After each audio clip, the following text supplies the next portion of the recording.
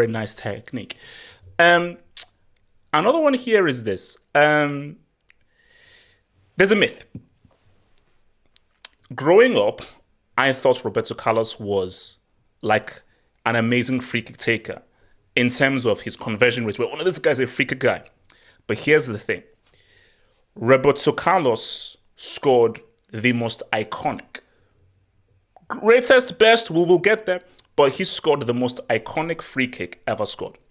Because I remember when I was in school, they actually had like this kind of diagram on one of our boards that tried to scientifically explain the physics of what he did. Because this was Brazil against France in Le Tournoi in '97 before the '98 World Cup. And this was, I think this had France, Italy, England, and Brazil, I believe, those four teams, Le Tournoi.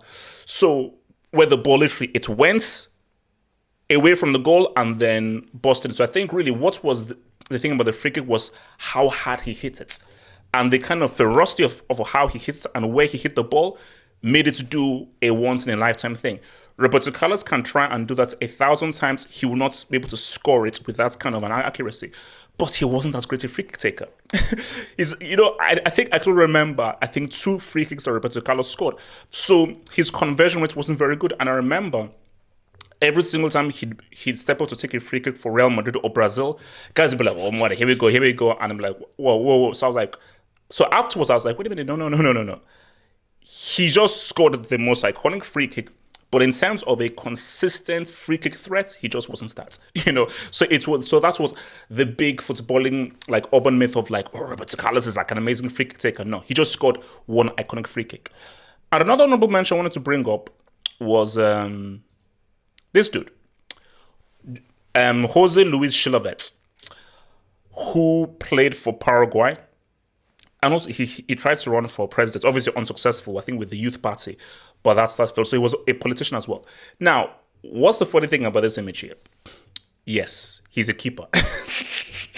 So I remember, and also, guys, actually, South America is funny because you have Chilavert, a keeper taking free kicks, and you have your boy from Colombia, Rene Higuita, who I met, by the way, who thought he was an outfield player and used to play out, not playing for the ball, literally play through the pitch as an outfield player. So yeah, I think why I wanted to mention this was it was crazy. So they said in the '98 World Cup, it was the first time in World Cup history that a keeper attempted a free kick, and I think he scored like 60-something goals. So that was a combo of free kicks and penalties, but he was pretty good.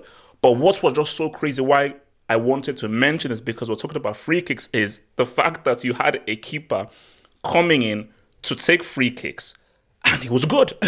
He was actually, his conversion rate was actually pretty good, and he scored some pretty nice free kicks for Paraguay. So I just thought that was pretty interesting. So if you're young and maybe this was before your time, go into YouTube, do your YouTubes, and then look at Jose Luis Chilavert and him taking his free kicks, man. So shout out to the Chilavert kid from Paraguay. Cristiano Ronaldo.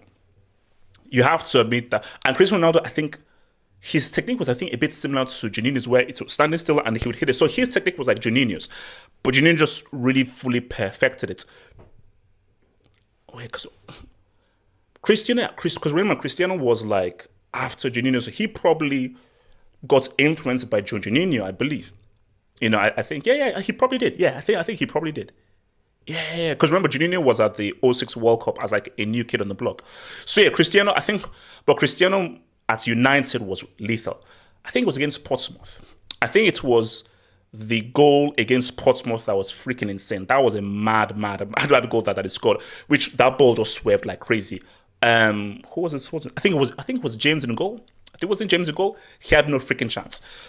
So Cristiano, but then I think Real Madrid, it was sort of up in the air. I think he was much more lethal at United and early days Real Madrid than he was in the later days. We obviously know the iconic goal that he scored against Spain at the World Cup. But I just think that his conversion rates just, I think, went down later on in his career. Hence why I don't think he made the list. Because I think if he had continued with the conversion rate and what he was doing at United, he had easily made the top 5 list, easily. But the conversion rate just was not there. Toni Kroos, another pretty good one, And I think he scored even if it didn't really mean anything, it was a pretty iconic one that he scored, obviously against Sweden from the angle. Man. So now let's get it.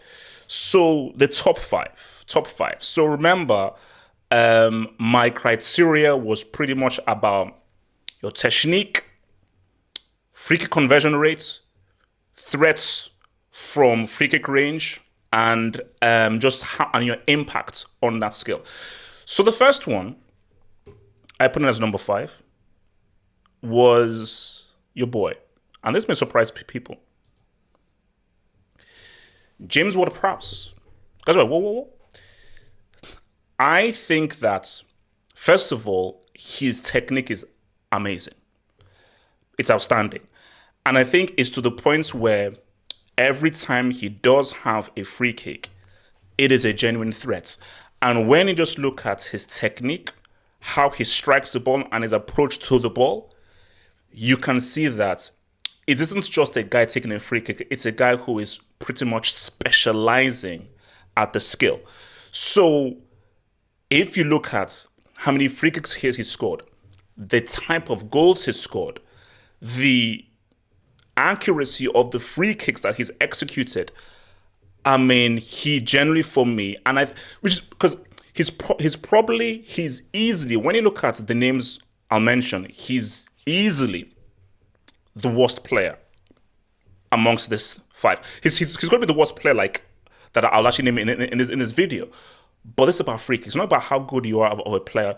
It is the specialist skill of taking free kicks. And for me, for what he's done, and the man